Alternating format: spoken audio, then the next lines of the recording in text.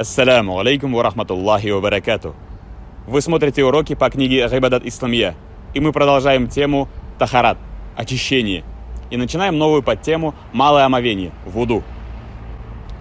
Тело, одежда и место человека, где он собирается совершить намаз, должны быть чистыми, а для этого ему необходимо совершить омовение таким образом, как это описано в шариате. Во время малого омовения совершаются следующие 8 действий. Первое. Перед малым омовением необходимо совершить истинджа, то есть очищение промежностей от нечистот после посещения уборной. Далее следует помыть руки до запястий. Следующее действие – трижды прополоскать рот, трижды прополоскать нос и трижды омыть водой лицо. Затем трижды помыть руки до локтей и, намочив пальцы водой, протереть голову, уши и шею. А затем трижды помыть ноги до щиколоток. Лицо моется, начиная с волос на лбу до ушей и подбородка. Вода должна проникнуть в брови и в бороду. Во время мытья ног и рук вода должна попасть между пальцами и под перстень. Локти и щиколотки также моются.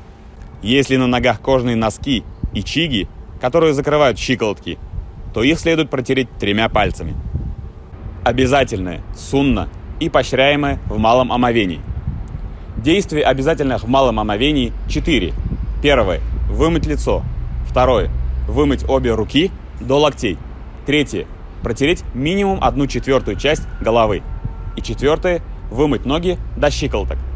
Если хотя бы одно из этих действий не будет выполнено должным образом, то малое омовение считается недействительным. Также известно 15 действий сунн в малом омовении. Первая сунна начинать со слов «Бисмилляхир рахманир рахим». Второй – иметь в душе намерение совершить малое омовение. Третье – вымыть руки до запястий. Четвертое – почистить зубы палочкой мисваком или чем-нибудь другим, например, пальцем или щеткой.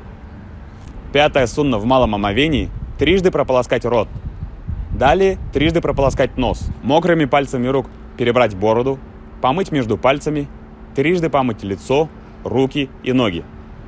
Правую руку и правую ногу помыть первыми, протереть всю голову, протереть уши и тыльной стороной ладони протереть шею. Совершать все в известном порядке и не прерываясь. Также известно 5 поощряемых действий во время малого омовения. Первое – стоять лицом в сторону Каабы. Второе – стоять на возвышении, для того, чтобы не попадали брызги.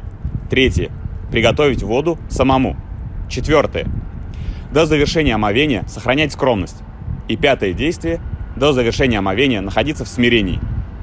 На следующем занятии мы с вами познакомимся с действиями, которые портят омовение, либо нежелательно их совершать. Ассаляму алейкум ва рахматуллахи ва баракату.